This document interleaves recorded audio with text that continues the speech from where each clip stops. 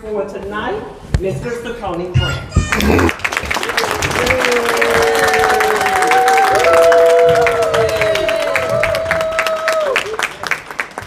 Thank you so much. Hey, do I get the stool? Can I get something to stand on? I don't need anything to stand on this evening. Now, I was told I had 45 minutes. Is that right? 45, what, 30, how many? Okay, y'all can stop me at 2 hours, okay? Be sure to do that. I am so excited to be here this evening and to share with you some information which I believe is going to help you to see the importance of this organization. Now, I was really hoping to have a stage where I could walk around and move, but I'll do this. I'll stay at the podium. But I am going to do something that's a little different. I'm going to point at fictitious points in the room, and basically up here. Now, what I'm going to do is I'm actually going to help, and I need your help with this. Okay, now when I point over here, I want you to say people. Okay? When I point here, I want you to say united. When I point here, I want you to say to advance. When I point over here, I want you to say the dream. All right, everybody got that? All right, so let's go over it again. When I point over here, you say what? People. When I point here, you say what? United. When I point here, you say what? To advance. And over here? The dream. Okay, now that we have established that, what I'm going to do is I'm going to do something that they call reverse engineering. Now, reverse engineering is a process where you take something that's already put together and you take it apart. A lot of companies do this with their competition. They will go and they will buy their product. They would take it back to their lab and they will take it apart. They will reverse engineer something and make something just like it. Well, so instead of starting with the people, I'm going to start with the dream. Now, as I think about that landmark speech by the Reverend Dr. Martin Luther King Jr., if I had to sum up that speech in one part of what he said, if I had to give a title, an essence of his speech, it would be where he pointed out the fact that he wanted his children to be judged not by the color of their skin, but by the content of their character. Yes, that's right. That was the essence, the embodiment of his entire speech, his I have a dream speech. To be judged not by the color of your skin, but by the content of your character. Now, somebody said that, character is something that is produced during hard times. I beg to differ. I beg to differ that character is produced during hard times, and here's why. If pressure put on an orange could actually produce apple juice, it'd be a different kind of pressure. Hard times don't develop, they reveal. That's right. Hard times don't develop, they reveal. So if hard times don't develop character, what does? How do we produce character? Character is produced every single day. That's right. It's poured in every single day. That's how character is produced. Now, when the times get tough, that's when character is shown. That's when character comes to light. When the pressure is on, what's in you will come out of you. So if we are to be judged not by the color of our skin, but by the content of our character, we need to make a point to work on our character. That's right. And not just our character, the character of our young people. That's right. I've told this story several times, and it never gets old to me. I was putting on my annual summit, and unfortunately, or fortunately, depending upon how you look at it, I was less than a mile from my house. And I forgot something. And I was going to go home and get it, but I said, look, I can't come back. I have to go. I have to make sure I get everything I am this time. So my mind was running 100 miles an hour. I said, I only have one time to go home and come back. And I was getting ready to leave. And at the time, our youngest son, he was 10. He said, Dad, can I ride with you? I said, yeah, son, come on. And I'm just thinking about making sure I go and get everything I need because I can't come back. And while I'm driving this short distance to my house, my youngest son, without being prompted, without even talking, without even having a conversation, he looks over at me and he says, "Dad, I'm proud of you." He says, "Dad, I'm proud of you." Now, I'm driving. I'm going 35 miles an hour, trying to get to the house. But on the inside, I stopped. Because at that moment, I realized that he was watching me. He was looking at me.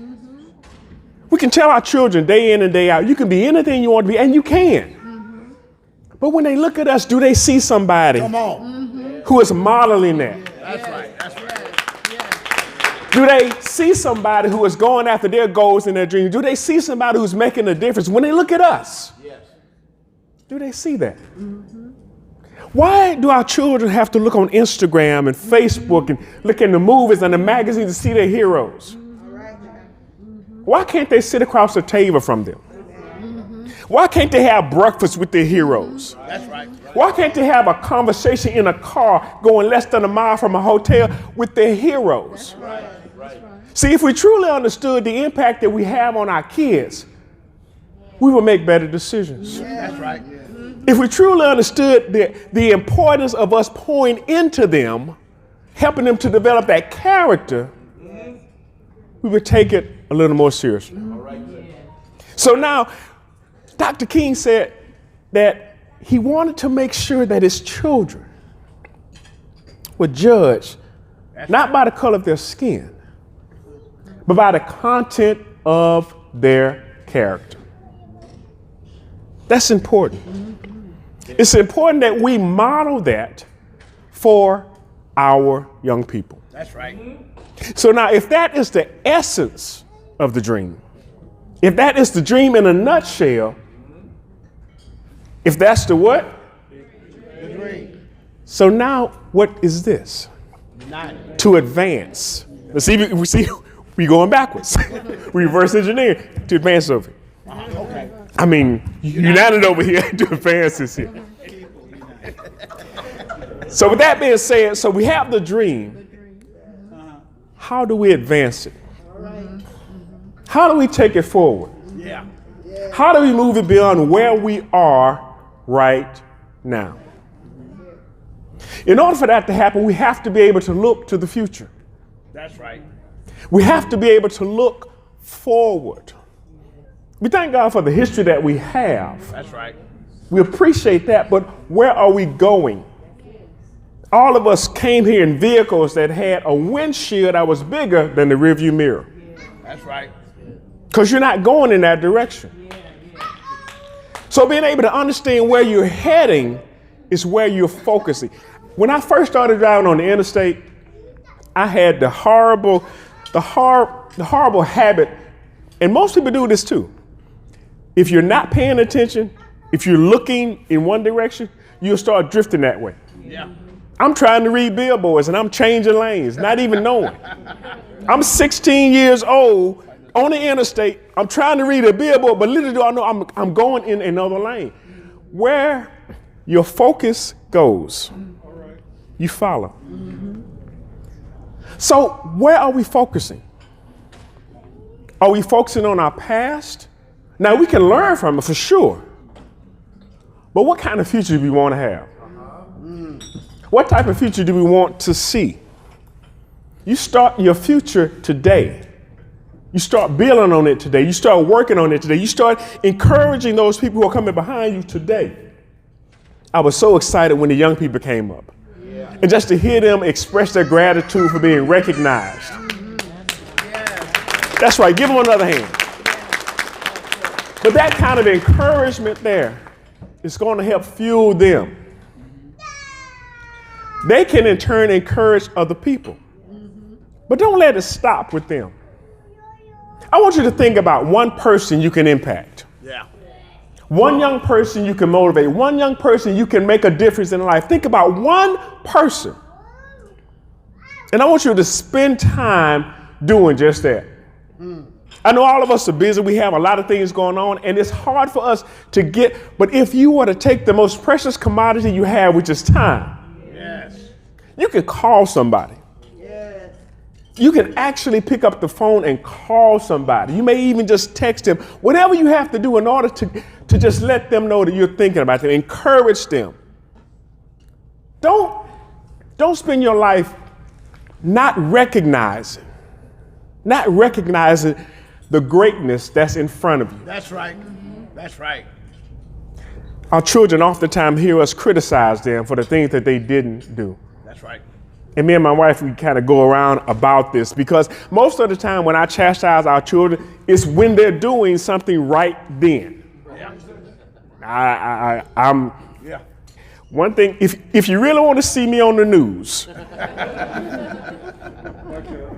put me in front of a disrespectful child. Because I have a problem with that. I was teaching that it was actually Vacation Bible School one summer at our church. And there was a young man, he was like, man, I don't understand. My mom, she'll be in there, she'll be laying on the couch and the remote will be at the other end and she'll call me out of the room to come in and hand her the remote. All she has to do is lean over and get the remote. Why she gotta call me coming out here just to give her the remote? It took everything within me. I said, oh, all right, Saccone, you're in church. You're in church. But I had to calmly let him know. I said, listen, there are things that your mother does for you that you have no idea. That's right. There are sacrifices that she makes that you don't even know about. There's stuff that she wants to do for herself that she doesn't do so you can have. So when she says, can you come in and hand me the remote? In the house that she's paying for, and all the bills and putting food in your stomach and clothes on your back, that's the least you could do. Yeah. But when you're thinking about it from your standpoint, you missed the point. And that's why as adults, we have to make sure that we help our children understand how good they have it. A lot of people ask me, how's the family? I have a standard answer. Better than they know. Yeah. They're doing better than they know. I try to convince them how good they got it. Sometimes they don't believe me, but the reality is they're doing better than they know. But I spend time trying to help educate them so that they can have that character. But in order to do that, I keep telling our kids, I say, listen, I am not raising children. They look at me like, what you mean you're not raising children? I said, I'm not raising children, I'm raising adults. Yeah. But we're not adults. I said, okay. I said, listen, do you wait till you get to school to put your school clothes on? No. I said, do you wait till you get to church to put your church clothes on? No, sir. I said, do you wait till you get in the pool to put your swimming suit on? He said, no. I said, that's right. I said, you always get dressed somewhere else, right? You always get ready somewhere else. I said, well, you don't wait till you become an adult to learn how to be one. I said, now is the time and this is the place that you learn the skills you need to become an adult. That's right. I said, listen, I'm not grooming you to live with us forever. Okay? I don't still live with my parents, and guess what? You ain't gonna still live here. I want to make sure that you are able to survive when we're gone. I'm looking to the future. I'm looking to advance them. We talk about the dream. Yes. We talk about the importance of advancing it, moving forward. But how can that be done if we're not united? If we're not together? How many of you have ever had to travel on the interstate in like at least two cars? Anybody driving somewhere and somebody else is riding or driving another vehicle? Even if you're going to the same location. Now somebody may have a lead foot, and some of y'all laughing because y'all know it is y'all. Somebody may drive too slow. But in order for you to ride together, you have to come to a consensus. That's right. That's right. You have to come to a consensus. You have to pick a speed that you're both going to travel in order to stay together. Because even if you're going in the same direction, but you're going at different speeds, you're going to get separated. When we talk about advancing the dream, when we talk about being united, you have to be on the same page. We have to be on the same page. Now, I'm going to actually give y'all a little information that you probably didn't know. I'm a huge Marvel fan, by the way. And one of the cartoon characters or cartoons I used to watch growing up on Saturday morning was X-Men. Did you know that the character Charles Xavier was based on the Reverend Dr. Martin Luther King Jr.?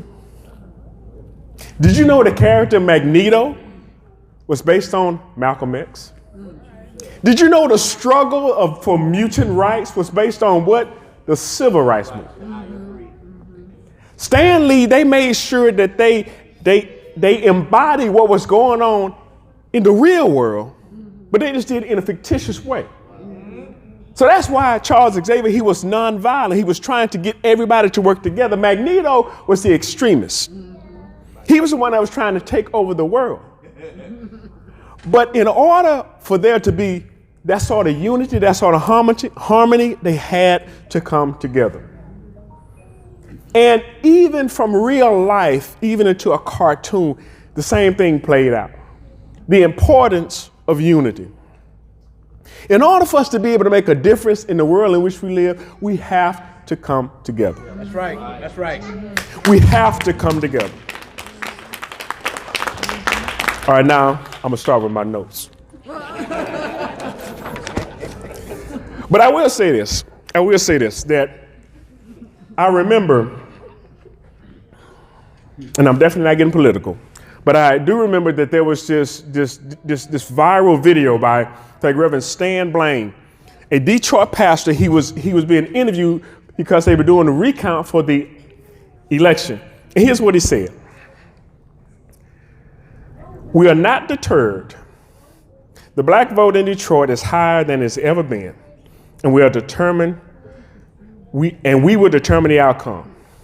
Because we've gone from picking cotton to picking presidents. He talked about the importance of the vote. The importance of us actually casting our vote. Now, a lot of people would think that, okay, well, my vote doesn't count.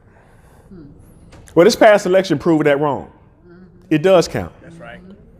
And once we wake up to that fact, we'll be a force to be reckoned with. I had the opportunity to write an article for the Southern Christian Leadership Conference magazine. And the title of my article was Stay Woke. Now, I use that Childish Gambino song, which has nothing to do with politics.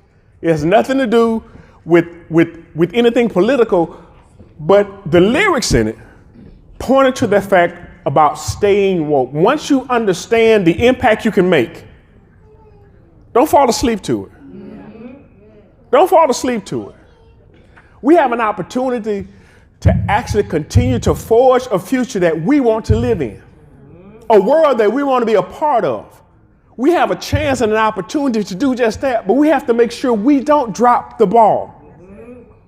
We are united in our own Our biggest issue is that we won't vote our own issues, our own interests. We need to learn how to vote what's in our best interests. Because to be honest with you, what's in our best interest isn't everybody's best interest. Dr. Martin Luther King Jr., he didn't just get rights just for us. He was getting rights for everybody. That's right. And that's what we have to continue to do. We have to be united in our attempt to make a better world for our children. Because I tell you, whatever you do, I don't care what it is you do, it affects people. It affects those who are coming behind you. That's right. And I'm going to give a shameless plug. In the book that I wrote called Leadership That Lasts, Passing on 10 Solid Principles to Ensure an Enduring Legacy, I talked about the importance of being able to look ahead and look and look and see who's going to be taking your place. I believe chapter 5 said that your dreams don't have an expiration date. That's right. But you do. Yeah. All right, sir. That's right. All right, sir. That's right. Your dreams don't have an expiration date, but you do. So what does that mean? Right. When I was a child, I dreamed to be an astronaut. All right, sir. I wanted to be an astronaut. I was a $6 million man child. That was me. I was going to be out in space, walking on the moon. That was me. That dream is still alive. All right, sir. But it has passed me. I still have the dream, but I also have an expiration date. That's right. I can't do that. My point is this, that where you are right now, there's somebody coming behind you. That's right. Somebody looking to take your place. And the best thing we can do is to prepare them to go further than we ever did. That's right. That's right. That's the best thing we can do is prepare them to go further than we ever did. But that means for us to set aside our own ego. That's right. And realize that we're not going to be here forever. That's right. We need to realize we have an opportunity to really catapult somebody to go further than we've ever gone in our life. Yes. But we have to be willing to do that. A lot of people aren't. I talk in the book about Lee Iacocca, whose management style was like a genius and 1,000 monkeys. Because everybody came to him, they had a problem. Go to Lee, go to Lee, go to Lee Iacocca. And he would give them a solution, he would give them an answer. He wasn't grooming anybody to take his place. When he left Chrysler, they went down. Yeah. Nobody knew what to do. Nobody knew how to step up. Nobody knew how to actually take over because he didn't take the time to groom them. But we need to learn from that. We need to realize I'm not always going to be here. We need to look for people, young people, that are going to actually pick up the baton, pick up the mantle, and actually keep going. We need to look for those individuals. And we need to actually see their interest in it. Yeah. So many people have the ability, but they don't have the interest. That's right. Other people have the interest, but they don't have the ability. We need to be selective in our process. And I'm not saying we exclude anybody, but what I've learned is that if you are serious about something, you're going to be committed. That's right, sir. That's right. You're going to be committed. And I remember I had a chance to speak on a National Men's Prayer Call a couple of months ago. And the subject was consistency. Consistency. But I had to jump and say, wait. Consistency is the second leg of a four-leg race. I'm like, wait a minute, what do you mean? I said, well, before you can be consistent, you have to be committed. Yeah. Because without commitment, there's no consistency. That's right. You cannot be consistent if you're not committed. So you have to start with commitment. Once you've gotten your commitment down pat, that will fuel your consistency. Commitment over time equals consistency. Yeah. But now I said it was the second leg of a four-leg race, so we start with commitment. Then we go to consistency. But what happens when you're consistent over time? Consistency over time equals success. Right, sir. Right, sir. Consistency over time equals success. But again, I say it's a four-leg race. So we got commitment down. We got consistency now. We have success now. What happens with success over time? You leave a legacy. Yeah. Now some of y'all are saying, wait a minute, prove that. Okay, I will. Think about a little black boy and his four brothers. The boy's name is Michael Jackson. All right, sir. He was committed to music. Yep. Yep. His commitment showed up in his consistency to hone his craft. Yeah. His consistency to hone his craft showed up in the success of his career. But when you've had so many string of success, you become what? Legendary. Yeah. Think about another Michael Jordan, basketball player, committed. He was committed to playing the game of basketball. Yes, sir. That commitment actually fueled his consistency of showing up to practice even after he got cut from his high school basketball team. Yeah. That commitment and that consistency led to his successful career. But after you've had so many strings of success, you become legendary. You become legendary. So we've talked about the dream. We've talked about advancing it. We've talked about how we can unite it by coming together. But it doesn't work without the people. It doesn't work without the people. When I was in college in Atlanta, when I first moved up there, I didn't have anything. Nothing. When I moved, I could take a sheet and put it in the middle of the room, put everything in it, grab it by the four corners, tie it up, and put it in the trunk of my car. This is the kitchen, this is the bathroom, this is the living room. That was it. I was done when I had to move. But some years went by. I accumulated some more stuff. I got some more things. So when it came time to move, I said, hey, Greg, what you doing next weekend? Now, he knew he couldn't tell me no, because guess what? He was going to be moving soon, too. So he was going to need some help. If you're not doing anything important, if you're not doing anything big and massive and impactful, you don't need any help. I don't need help to move a pencil. I need help to move a piano. Yeah. See, when you realize that the dream is too big for you, Come on. you realize you can't do it by yourself. Come on. You realize that you need some help. But I will say this. Don't allow the lack of help to keep you from doing anything. That's right. That's right. Do what you can. And I want to close with this story. There was a widower. He and his wife had actually, in fact, before she passed, moved to a coastal community because they wanted to spend their retirement years getting up every morning watching the sunrise. Well, she had passed, but he wanted to keep the tradition alive. So every morning he would get up and he would go out and he would walk the seashore.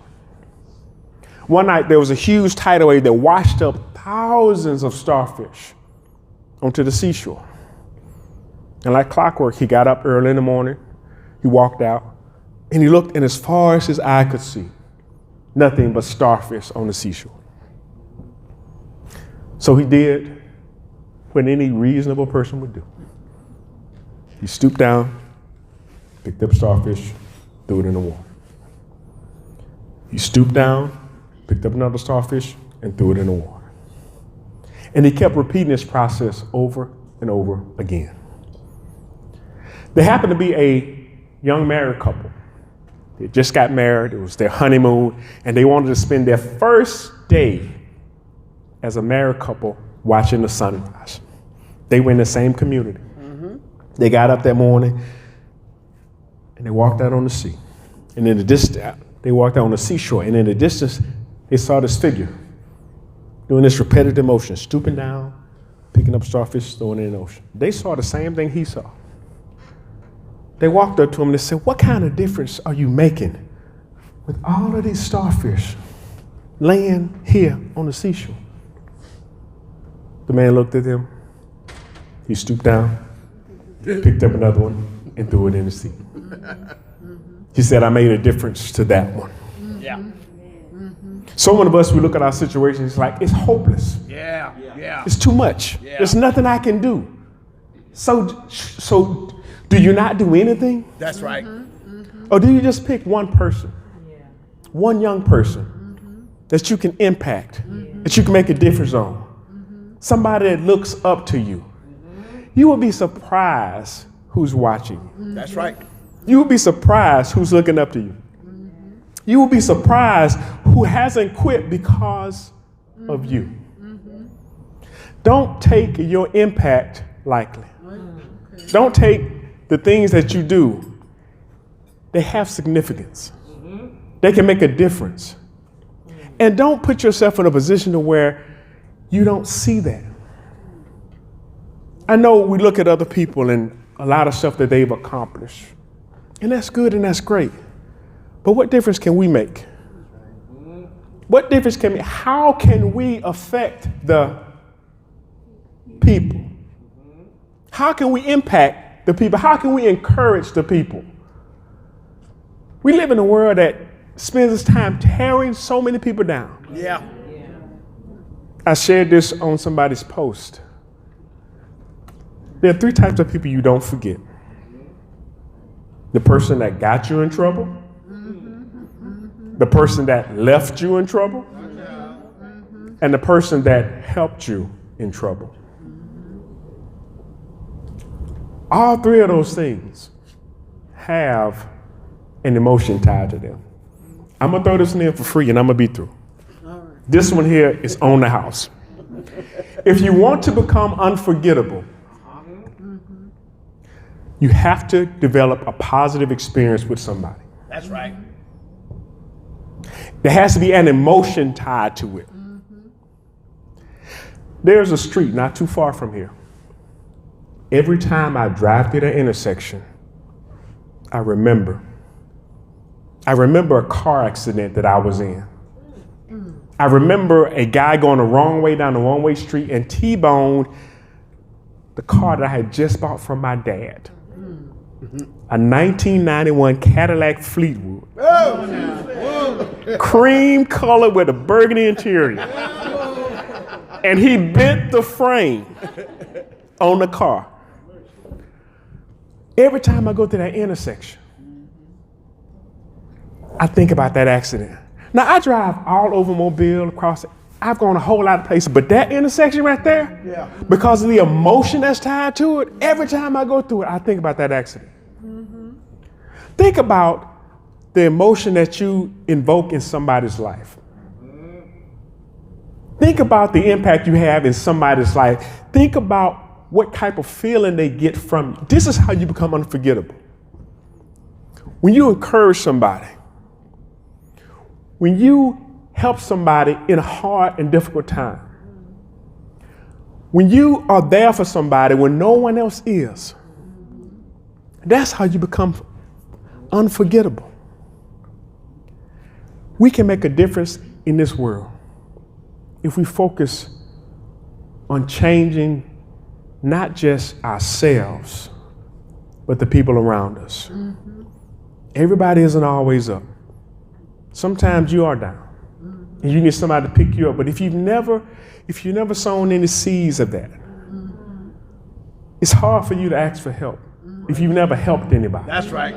That's right. But if you put yourself in a position where you realize there's something I can do, even if it's a little bit, even if it's for just one person, you realize what a difference you can make. So I want to encourage you. I want to encourage the people united to advance the dream because, and I'm closing with this, the dream is advanced by uniting the people. Thank you.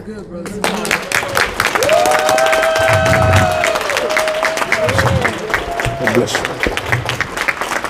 Come on, put your blessed hand together and give Saccone a round of applause because you are the people that's helping to advance the dream as we advance equity in 2022.